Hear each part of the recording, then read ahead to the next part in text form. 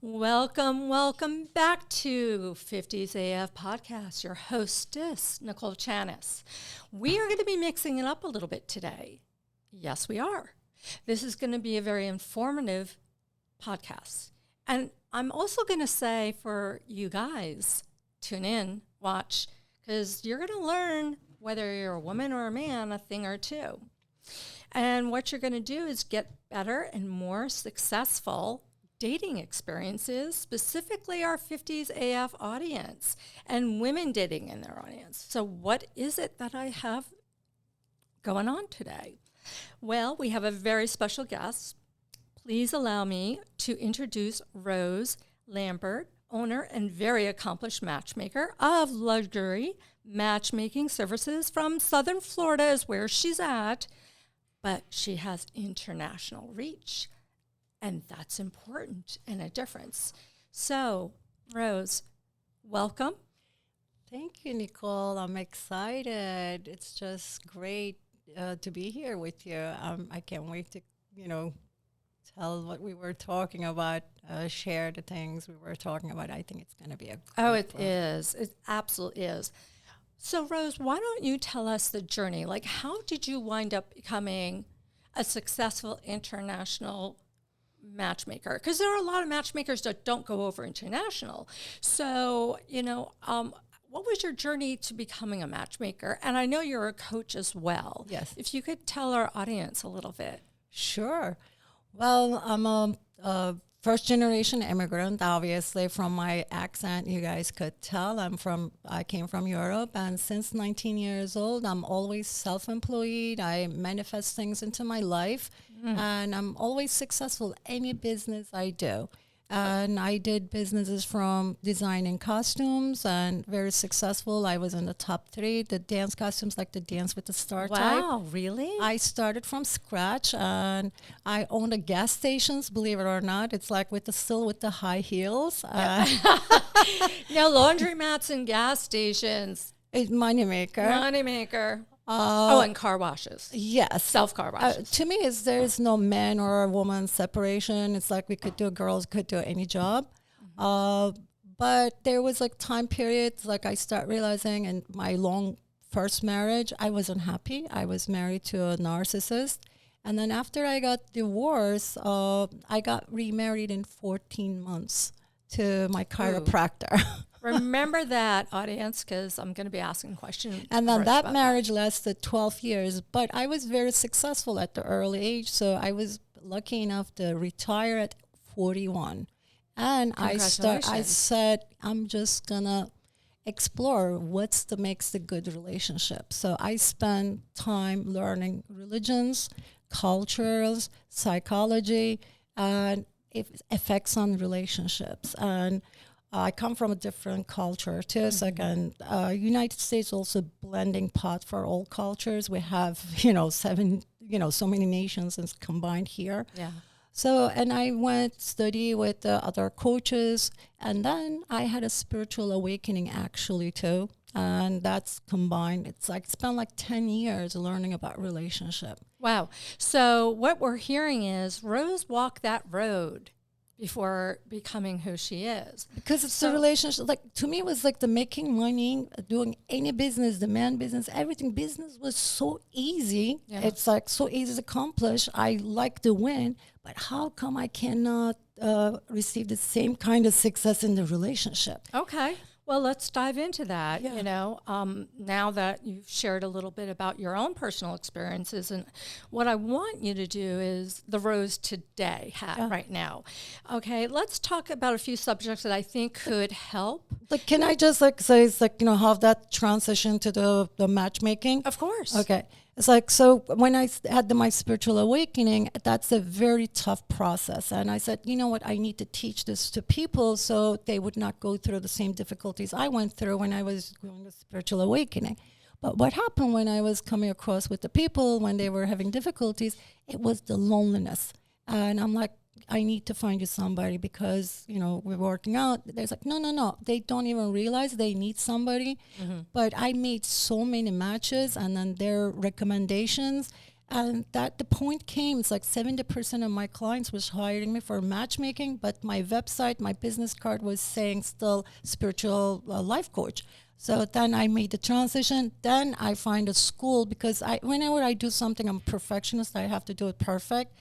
And then I just got the certification from the Global Love Academy, become a certified matchmaker. And then I went international, met other matchmakers. We are a group of almost over 1,000 matchmakers. That's my connection. And that's how. Wow. Yeah. So well accomplished and driven. I love driven women. We know we talk about our alpha females. So let's talk about a few subjects that I think you most certainly from your personal experience and professional had. I'm going to start off with one. What do you see as the primary mistakes that people in their 50s are doing in dating?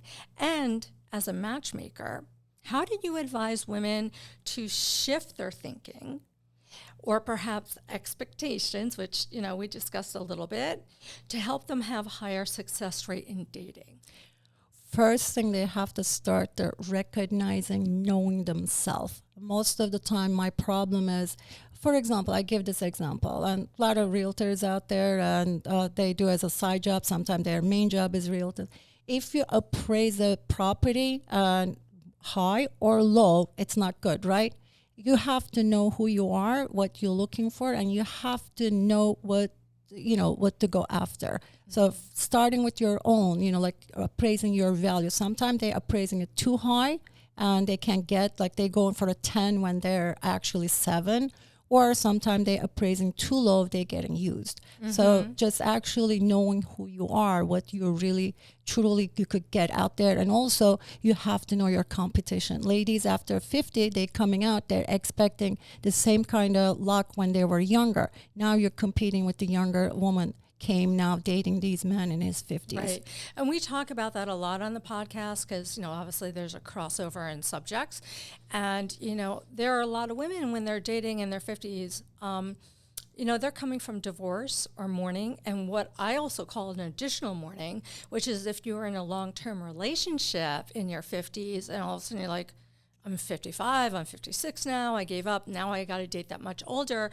But, a lot of these women are just so deflated. And, so not everyone, I like to say you need to fall in love with yourself first before you can find love.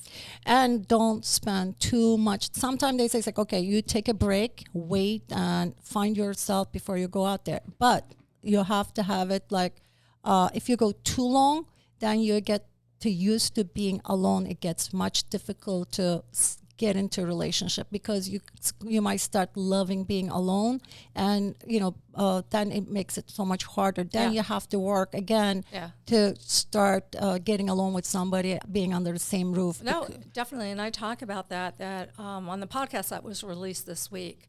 I say that up until a few weeks ago, I was worried because I was getting really comfortable because I'm my best version of myself right now and happy. And I was like, what's wrong with me that I potentially didn't want somebody? But everything worked out. I kind of opened up that heart. So this is funny because you led right into the next question. Are you ready? Yes. Will you take a client straight out of a long-term relationship, or do you see potential red flags and rebounds? And, no matter how good a match you see for that person, do you give advice to navigate a pause time? Or do you navigate, let's work on yourself and, let's see, or do you look at it and go, this person is healed, moved on, and healthy? You led right into that next question. Sometimes the questions, that's why I have that long consultation before I take a client. Sometimes the marriages ended long time. They've been lonely in that living under same roof. Yeah. That person already completed. They could just start right away because they stopped having sex years ago. She hasn't been touched. She's been lonely, and she was just legally married and waiting until the divorce to be filed. And that person really already kind of, there, and they don't have to waste so much time. And we're older too. It's like we don't have too many time to waste. So just get out there. But if you still have feelings and you maybe last time you slept with them 6 months ago, I will still say take some time. I say it's like when you were last time you were intimate. If it's a year, that's it. You could just go out But if, the top is year, don't wait more than a year. So you use the decision maker about intimacy as deciding whether they're ready? When we're intimate with somebody, it's our energy mixes too. That's because I'm coming from spirituality, remember? Mm-hmm. And that takes from woman to get out of from our body, it's at least 6 months and or more. Yes. Really? It's just you combine your energy together, and when you stop having sex with somebody, it takes at least 6 months. And that's why I say that for females, protect yourself, protect your energy, and unless you're really sure, because that, for example, he might be the unlucky person. He might, maybe his karma is not good, but you're a lucky woman. And when your energy mix up, your vibration changes, and that's why the the nuns and priests they don't have sex because they keep their energy pure. Our energy combines, so that's why you have to purify your energy first. I love that perspective. I love it because I find in talking to women, they just want to get back out there, or they're deflated and depressed and they just want to be in bed. So that's why I was wondering, if a client is presented, I was curious about that.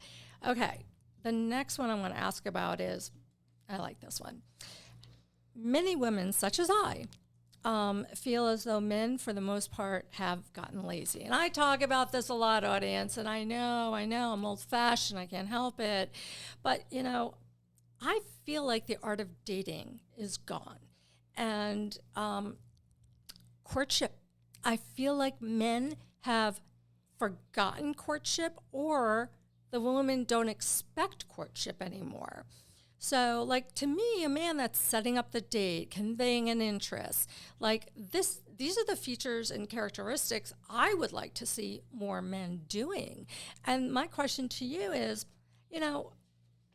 how do you advise your clients? And this is a man and a woman. Are there a lot of men that you find that have lost the art of courtship? And have you found a lot of women are just they've just lowered the bar of expectations with men, especially by the time they come to you, perhaps, and they have not been successful using dating apps or whatever opportunities there are, which bar scene, which I think is no, that's not an opportunity. No. But the other thing is, I always talk about, I love getting flowers. And you know what I hate getting? What? Roses. Why? There's no thought behind it. Right. So to me, I'd rather have a guy go to a flower store, not at the supermarket, and get me a bird of paradise or an orchid wrapped pretty. It's probably less money, but it showed you took the time to go to a store, pick out a single beautiful flower. And the message to me, that's so much more meaningful. Although I will say now they've come out with all these cool things with roses that they can design, put your name in. Right. I like that idea.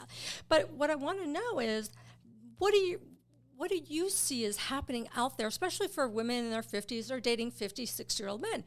60-year-old men remember how to court. They do. They did it back in the time.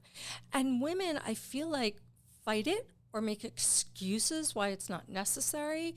And then there are some that are like, yeah, where is it? So elaborate on your experience on that. The men are confused because dating apps, they dating variety of women. Some ladies, they don't like their door to be open. I do. And some. What do you mean by door open? For example, the opening a car door. Some ladies is I open my car door, and sometimes the lady's she says why he's following me to my car? He's walking her to her car. Yeah. And so men are experiencing these and getting confusing signals from ladies. So that's why when you are you like somebody, men likes to learn and tell them, Wait. this is how I want to be treated. Actually, you have to tell them because they date other women and they, for example, he opens the door. It's like, why? I cannot open my door. This has happened to my clients. They get offended if a man opens the door. Yes, I am a powerful woman and I could walk to my car. You don't need to, it's like, are you checking my car out? Why are you walking to my car? Oh my goodness. You know, that's just the men are confused and lost. Yeah, I did a bedroom confessional and I took a chance and I give grace and appreciation to the women that came before me that allowed me to rise in the corporate, environment and be here today doing something like this. So absolutely respect to our past. But I think men are so confused now because of what you're talking about. They don't know, am I going to assault her? Even if I put my hand on her shoulder or if I offer to send an Uber. Like, I'm all about a man taking the lead and showing. And then these women sometimes are like, no, I don't want X, Y, Z. And I'm like, well, and so men are, and I actually got a lot of, men responding to that because basically at the end of the day, they're like, I don't even know what to offer anymore. I barely can even offer to pay the bill. And then there are the other women that are like, expect it. But the majority of women, I feel like, are like, no, I don't want him going to my car. No. And then also some of them coming back to dating, they haven't dated for a long time. Maybe his wife didn't, or relationship he was in it didn't require, and maybe that woman, and then they just got lazy and they forgot about those things. We're talking about the man who's older and haven't done this for a long time, or sometimes they've been out there and they dated. So that's why the communication, when you start first, like for example, before you set up the date, when the phone conversation, I prefer having a FaceTime. So you could. So you do. That's me. I call it pre-dating. Yes. And tell the truth. Men, actually, you have to teach men who you are and what you expect. And if he's comfortable with that, he will ask you out and he will try to be that person if he likes you. Okay. Can I ask a question, though? Because a lot of women feel like first date, dip in, dip out, like meaning they don't want too much information. And I see a lot of men like that too. So they'd be like, the answer that I think they may say to that, and that's why I'm really curious, because you're in line with me on that, is that they say, no, that's too much work. I just want to like grab coffee and see if I'm interested. And it's amazing how many people like don't want to do what I call pre-dating, because pre-dating, in my eyes, on the pictures, especially on Facebook, when you tap on a picture, it shows the year that the person took the picture, 2012. I'm sorry, you're not the same person. Right. So I like a FaceTime to know for sure this is a person that I feel some kind of connection with, and they're being authentic and truthful. Right. You agree? And then he gets to see you, and from the vibration energy, you will have a little bit of idea you would have a chemistry with that person or not too.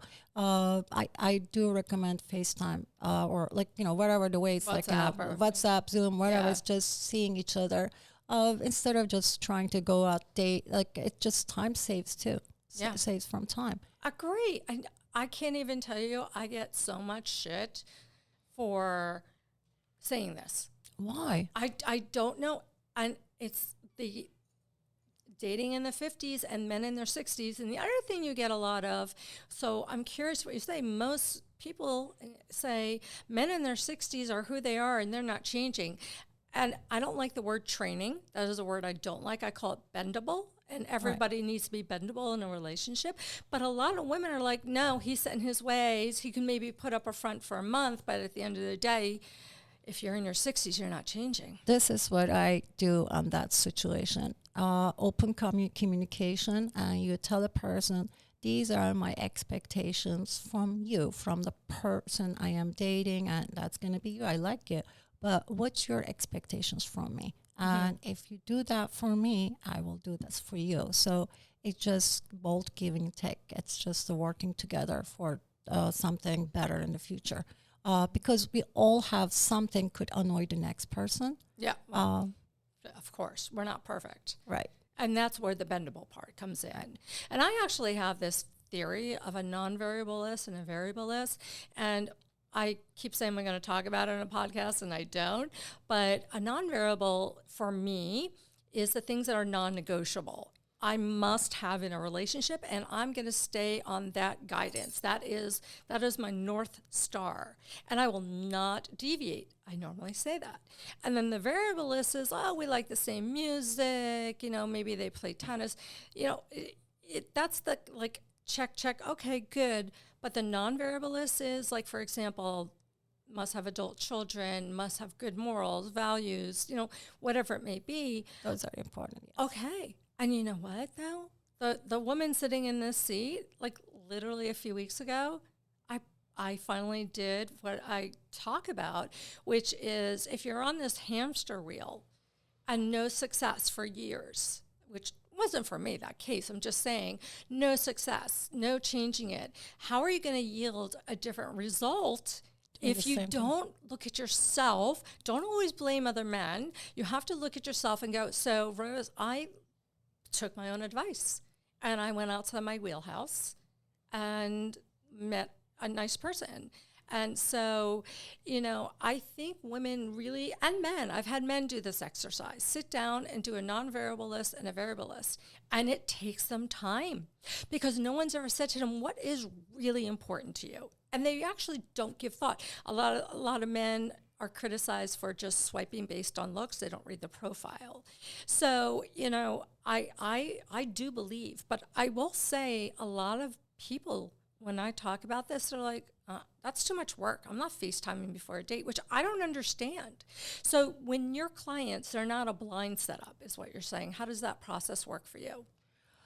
I'm sorry, I didn't understand that blind. So by what you're saying is your clients are seeing each other before going on a date, or they don't know anything about each other? If I'm doing the matchmaking, sometime, because I work with, sometime, some of my clients are high profile, and I set up actually a blind date. Until the person arrived, they don't know who it is. And I do that too. Wait. Can you walk that back a little bit? I am a matchmaker too. Sometimes my clients are high profile. Yeah. And I don't show a picture. I don't tell them who he or she is, for some privacy reasons. And then that person only finds out when they come out to date. But those are with the high profile. If it's not a high profile, I do show pictures. And as a matchmaking part, I do like that way because I am in the middle.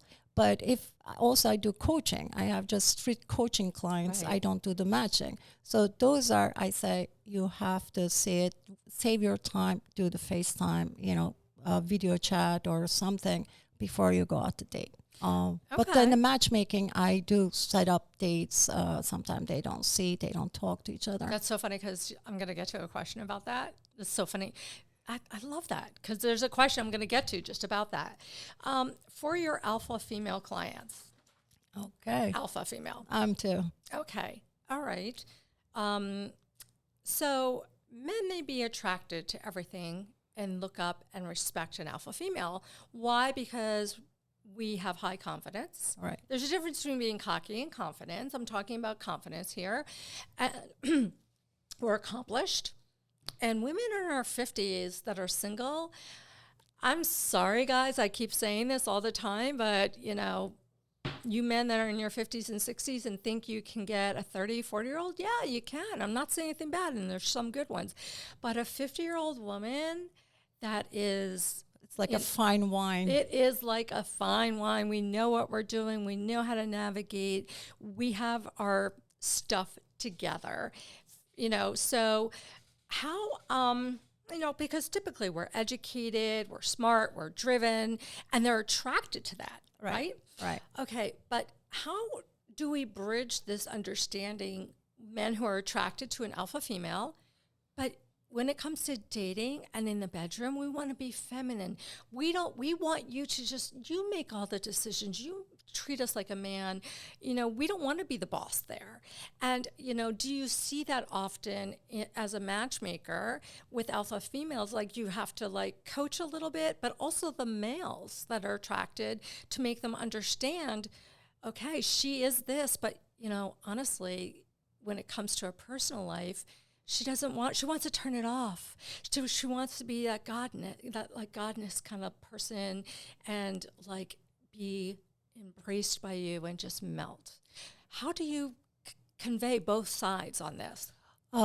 First thing, let me say, yes, alpha females are attractive. They're successful. Some men are attractive. And also there's some men straight, they come to me, they say, please do not fix me with the alpha females. Well, does that mean they want to control the woman? They say it's just too much of conflict. Really? Too much conflict.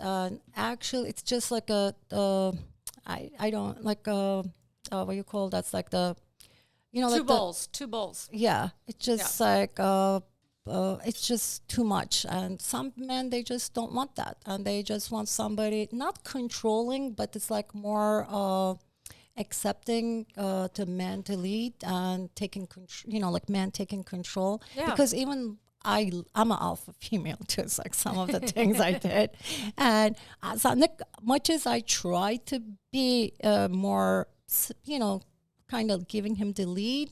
Sometimes I can't help it. There's a fly around me, so I'm like going all over the place. Yeah. So I apologize. We can't help it. Sometimes we don't even know we are in the alpha. Like keeping that energy in the more feminine instead of masculine. It takes work, and I had to work on that a lot. And sometimes I have to just like. Realize I am doing it again, alpha back, and I have to put her back into her. What do you mean? Because I'm alpha, and in the dating world, I do not portray that. I mean, men already will know about me, but I'm very much on the way I like to set up my dates. And for me, unlike other people that want to just have lunch, coffee, or a drink, I've done the pre-dating, which is what you talked about, and I want to look my best. I want to be sexy, and I want to be just let the man do everything. So I'm alpha, but when it comes to dating, you'll see that soft side to me. So you're saying men sometimes automatically just feel a woman can't turn that off? What happens? Okay, let me give you then from my some example. Maybe that's the best way to explain it. My boyfriend is alpha. I'm alpha too. Mm-hmm. Sometimes I pretend like I pretend like I'm dumb because he knows I'm smart. Because if I feel like because we have ego too, okay? Mm-hmm. Letting him have a control of something, sometimes it's hard because my way of doing it a little bit different, and I'm letting him do it. But as a respect, I should let him because he makes great plans. Everything he does, I like it. He buys tickets for the shows and he picks out nice restaurants. But sometimes something he does, it's like I have to bite my tongue. And it just, you know what I mean? I just like, without asking me, for example, he invite somebody else, and I'm just like being alpha. I want to control things. Oh my gosh, so much. I am a leader, and it just bugs me. Like, how come he didn't ask me? But I'm like, Rose, just bite your tongue, pretend. Okay, honey, you did a good job. Yeah. But next time, please, would you ask me? We'll talk about this. So it's the art of communication on that. Yes, I'm like, I appreciate it if we talk next time. And, it's like if he tries to do something nice, but I'm like, okay, this is good, but let's, it's just being alpha. We are leaders and, just one life and two leader. You know what? I will say, like, sorry, my headset's giving me issues. Just flies and headset issues today. I don't know what's going on. So I know that sometimes if I leave it in the hands of a guy to do what you're talking about, like in a long-term relationship, they can't freaking plan a trip correctly. Like they just can't. And I want to just say very kindly, I have more time, and which I don't, but I'll say I have more time. Would you like me to take over the rest of the plans? Because we are detailed oriented. So when a man is making the plans, he's not, thinking about all the details that I want to know, even for a date. I have this thing I do when I'm dating somebody and you want to surprise me what the date is. So here's my rule. I always want to be dressed appropriately because I one time was told by somebody how to dress, and because we're making a pit stop, and it was a very, very high end group of people that I knew, very conservative. I'm wearing like this see-through blouse with like 2 buttons and a black bra. There was nothing I could do, no matter how many buttons walking in there. I'm like looking at the wonderful 80-year-old woman like, I'm so sorry. So here's my deal. I just want to know, I break it into these categories. Am I dressed in like Lululemon? Am I dressed in jeans and a casual shirt? Am I dressed in jeans and a sexy shirt, cocktail or gala?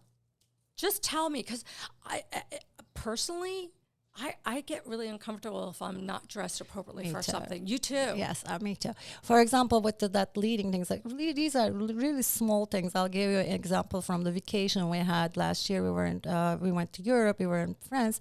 I'm more technical one, and my boyfriend is not. I'm more like a tech savvy person.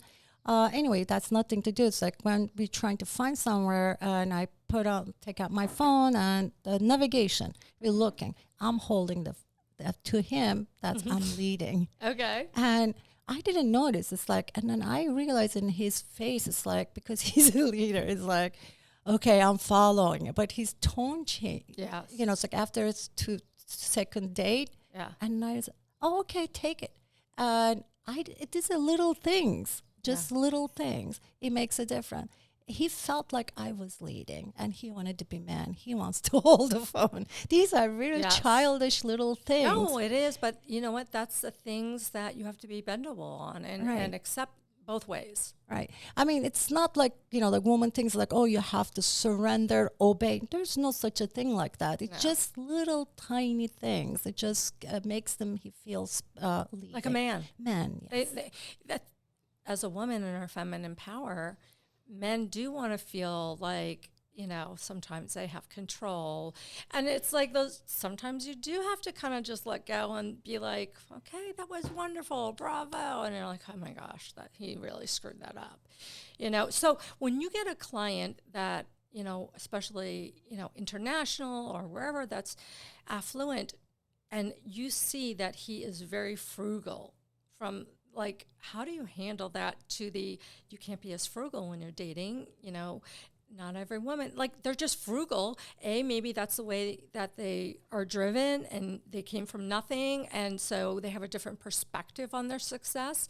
And a lot of men, I find that self-made, came from nothing, kind of go one way or the other. They're very frugal or they just spend. Yes. So how do you advise for women in their 50s, men in their 60s, like that have the means to not be so frugal on a date? Does that ever come up? Oh my gosh, more times than you.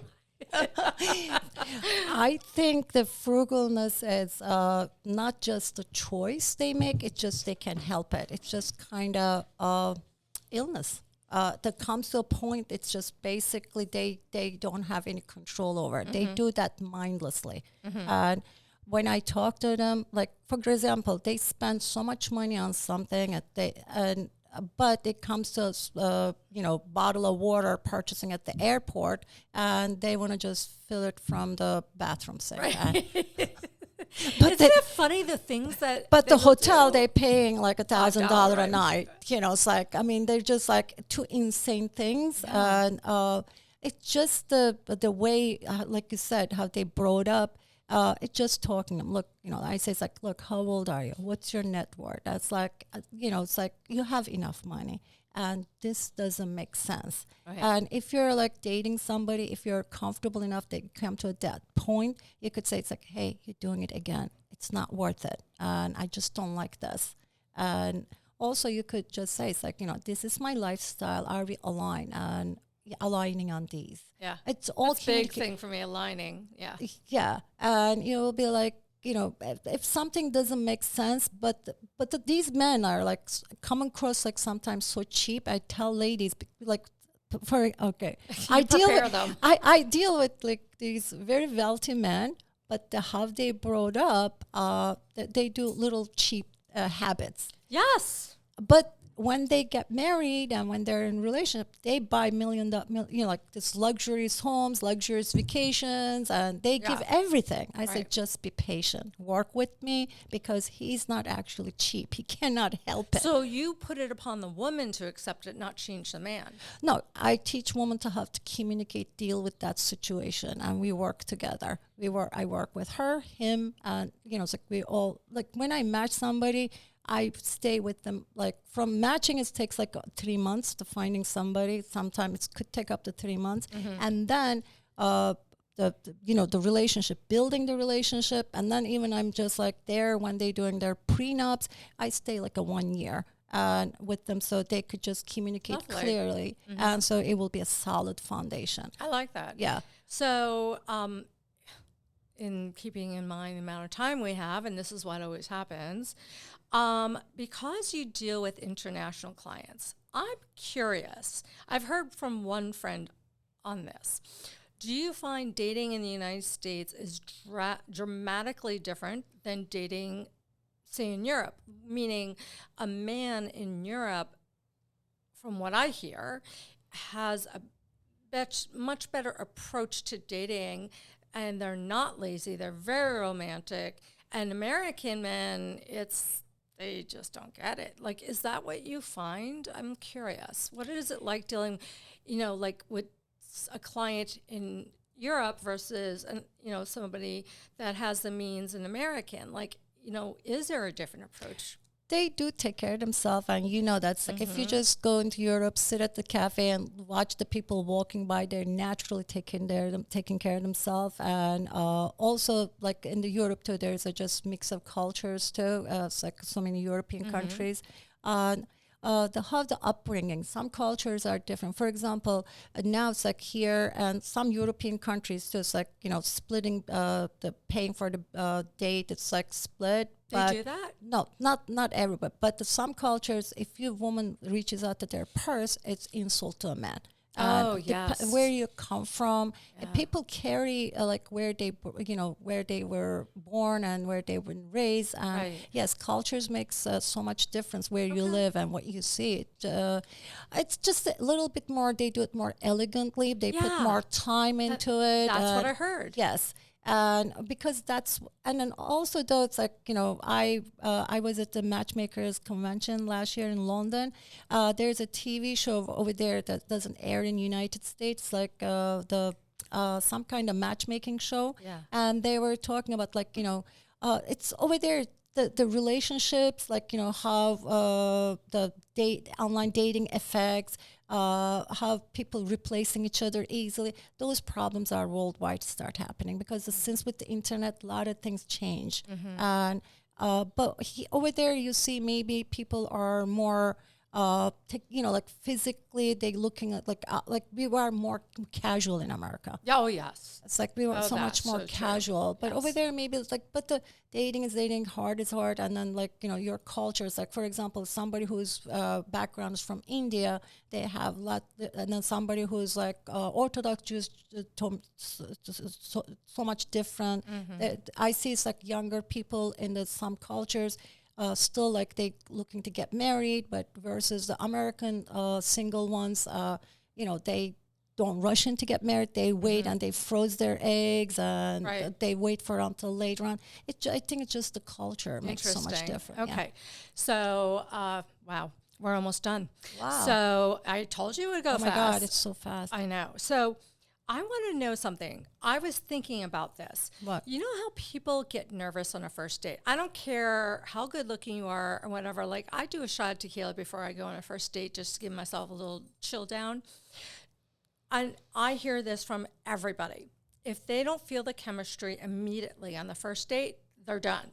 No. Do you sometimes see in your matchmaking, like, listen, first date, there's jitters. You're not acting. I don't think people take this into account. Their first date, the man or the woman can have the jitters and not present their best self because they're nervous.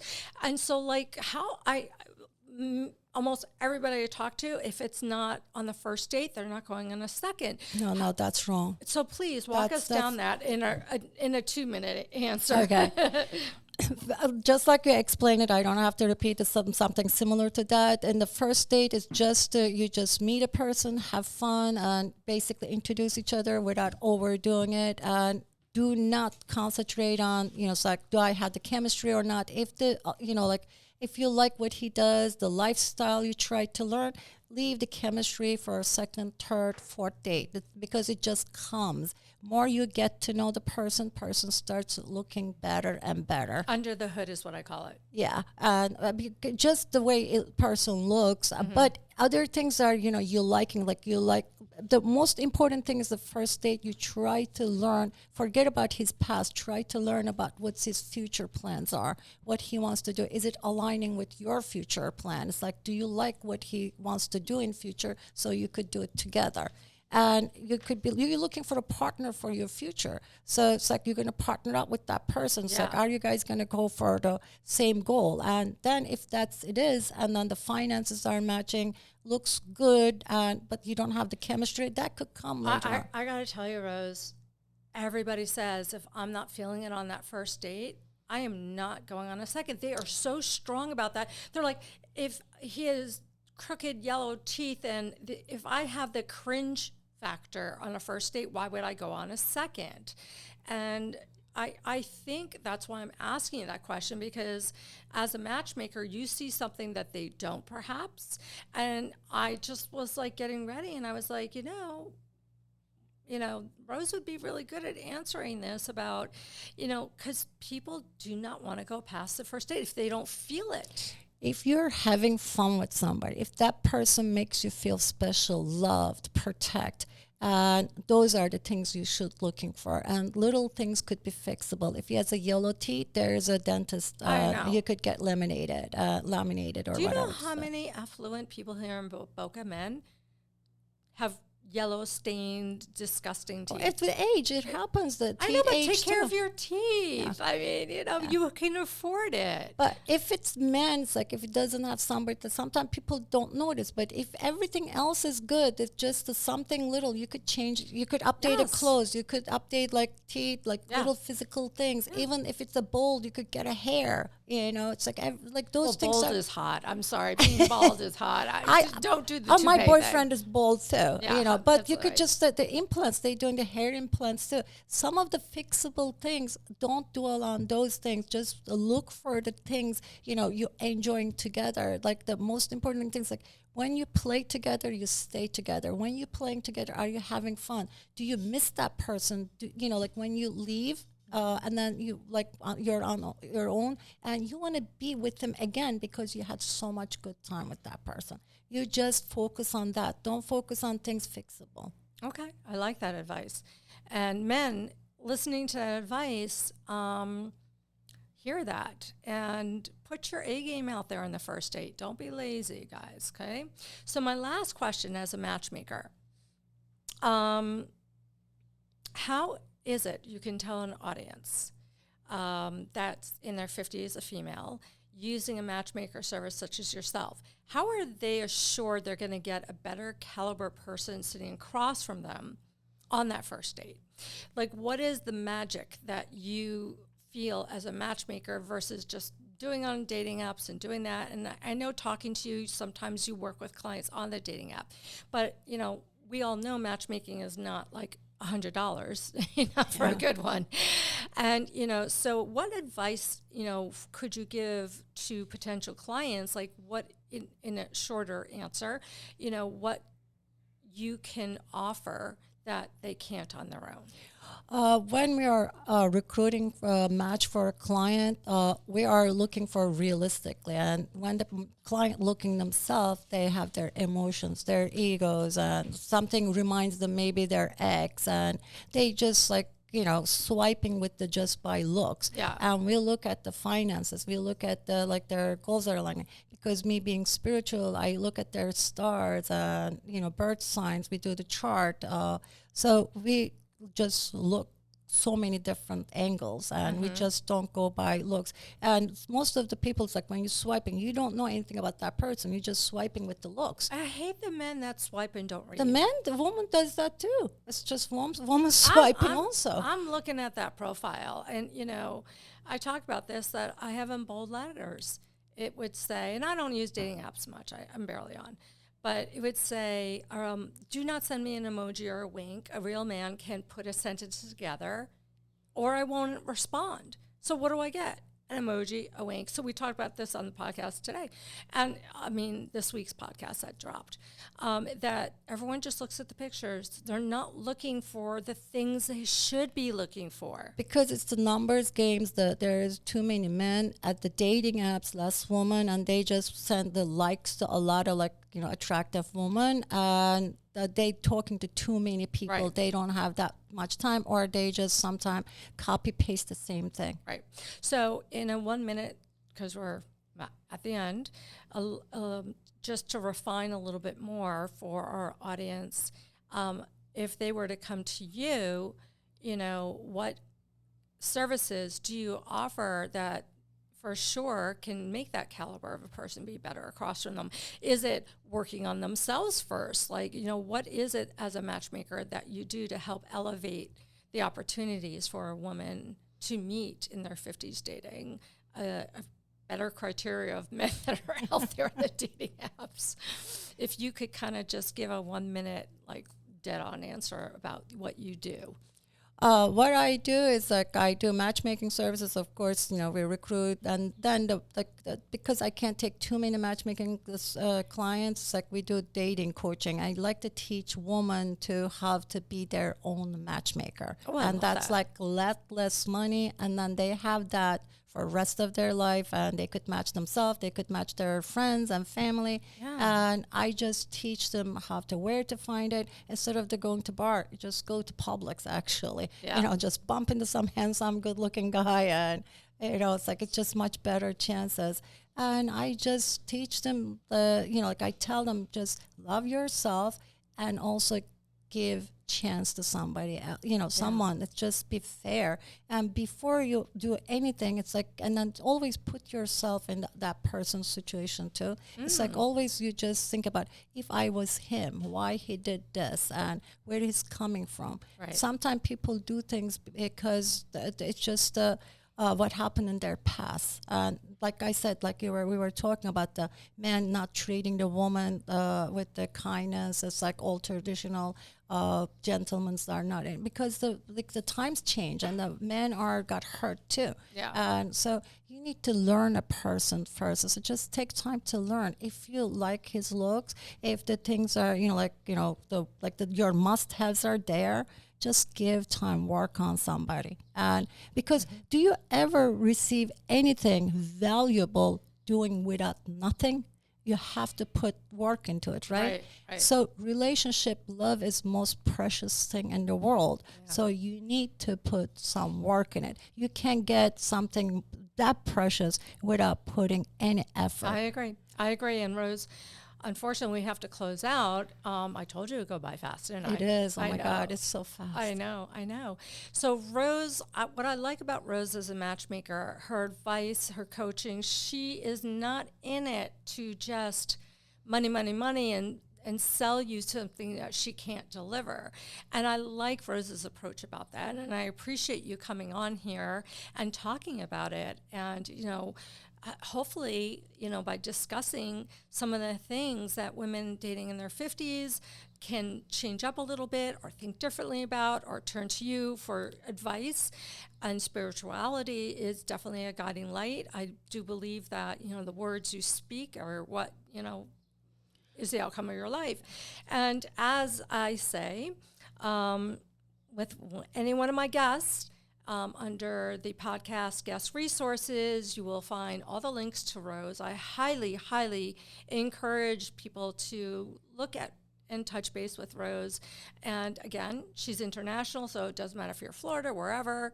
And I would like to thank you so very much for coming here and sharing your what you do and your perspective, because I think it's something that women needed to hear, and men. So I want to say thank you. Thank you so much. And also I have this new cruise coming up in Celebrity Epics, and I'll be sharing all of my secrets, and we have limited space, and if somebody interested, they could just look up Rose Lambert Matchmaker. I'm on the Google. No, it'll be on my website. Oh, you're on website too. So, You're going to send me all the links, and people will sign up for that.